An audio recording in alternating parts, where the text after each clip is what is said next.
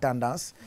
surtout tendance deru jaan bi. waaw peau de serpent. peau de serpent python. waaw heureusement que Bijou tey mi ngi fi moom mi jóge ci kaw xam na pratiquement li nga xamante ne moom moo di tendance waaye balaa muy fii ne donc comme niñ ko waxee rek serpent dafa nekkaat duggaat na ci li nga xamante ne moom moo di suñu garde-robe parce que tout le temps dafay xewaat mais surtout bi nga xamante ne moom moo di python dafa génnaat ñu dem xool rapidement rek benn vidéo buñ leen ci defal pour ngeen gën a mën a comprendre naka nañ koy sole.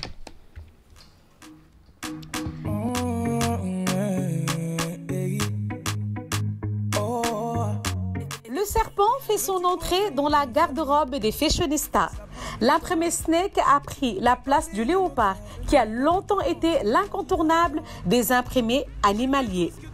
Les créateurs, les modeuses n'ont Dieu que pour le python. Il se décline sous toutes les formes, du total look aux petites touches. Chacun peut se trouver son moyen de l'adopter. En imprimé, en coton, en soie, il s'associe facilement pour un look du quotidien. Snake is the new Panther.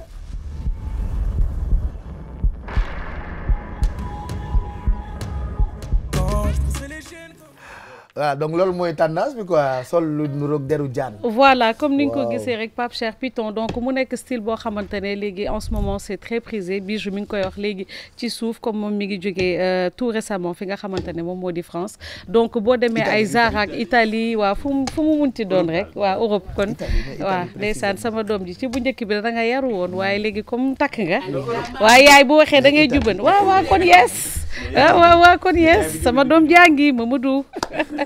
non tu as raison comme ni mu ko waxee waa peau de serpent bi serpent comme ni ñu koy waxee rek donc am na en plusieurs formes comme ni ma leen ko waxee ci biir élément bi total look mooy ñi nga xamante ne dañ koy sol ci kaw ba ci suuf mais amaat na yeneen yoo xamante ne c'est en dégradé di nga am leen loo xamante ne moom moo di noir nga pàcc ko ak beneen couleur boo xamante ne la plupart ça se marie beaucoup avec le noir donc comme ni ma ko waxee donc on peut le retrouver en imprimé coton mun nga ko gis ci li nga xamante ne moom moo di forme soie bi mun nga ko gis aussi ci li nga xamante ne moom moo di total look waxoon nañ ko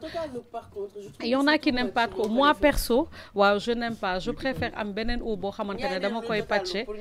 maanaam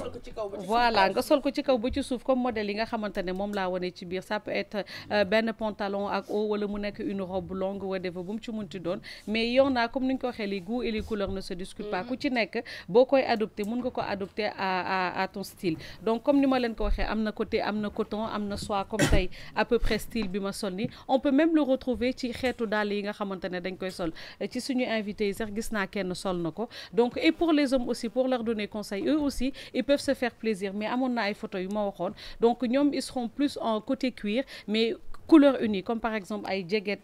noir yoo xamante ne c'est tout à fait en python mais doo gis comme couleur bi ngeen di gis bi ma leen waxoon wala style bi ça va être total noir et c'est très chic mun nañ ko sol parce que comme par exemple seddaay baa ngi ñëw je pense que dina génn bu baax am na yoo xamante ne c'est tout en cuir noir mais dañuy jël le soupçon de python toujours noir rek comme ni ma ko waxee teg ko ci li nga xamante ne moom moo di poche bi wala mu nekkee au niveau du col donc Pape Cheikh instant yi moo xewoon aussi on peut le mettre en imprimé. on a voilà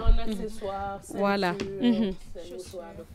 oui voilà. parce que je pense qu'il y avait les photos bu ñu ko wane woon ce serait pas mal ay léopard ou quoi que ce soit d'habitude ci accessoire rek la doon yem oui ci accessoire surtout sac ceinture dàll voilà moom chaque fois day évoluer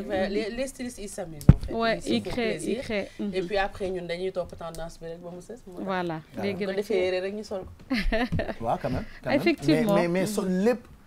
waaw mooy comme ni ñu koy waxee rek am na ñu ko bëgg ça dépend le style des Congolais. voilà ku ci nekk daal et puis da nga xam nooy sañsee rek ça dépend voilà man perso c'est ce que je préfère waaw perso c'est ce que je préfère ben oui voilà donc la chasse elle est ouverte pour yéen ñi bëgg jaan n'est-ce pas kuy jàpp jaan doo faale jiit allez faire vos def leen seen ay chasse quoi c'est très tendance donc ñu génn ko ci modèle yu bees yi muy deru jaan bi et c'est beau c'est pas mal yi ñu gis rafet na yow tamit ni nga ko solee rafet na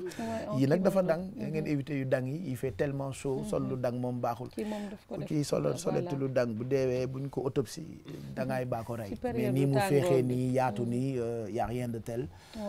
et c'est très beau c'est très beau kii ni mu ko solee nii rafet na ni mu ko solee nii rafet na ça aussi c'est très beau en kimono quoi bi c'est en combine bi waaw man en kimono gisoo ki moom jupe voilà le style voilà. Ouais, tuuti deru jaan quoi. Voilà. Ouais. C'est pas mal. Exadex tu disais imprimé. non man nañ ko soxla tamit en imprimé quoi en fait. pas pour góor ñi. Non, de préférence moom laa doon wax c'est dommage que la photo n'est pas sortie mais comme par exemple si c'est les hommes au lieu nga gis bouton couleur bii nii am na boo xamante ne c'est complètement noir comme par exemple les jaquettes en cuir que je disais tout à l'heure donc di nga gis genre forme dessin deru jaan bi mais yëpp day nekk noir c'est plus conseillé quand même pour les hommes. Ouais. Voilà. Bon ben merci Mado pour yi tendance.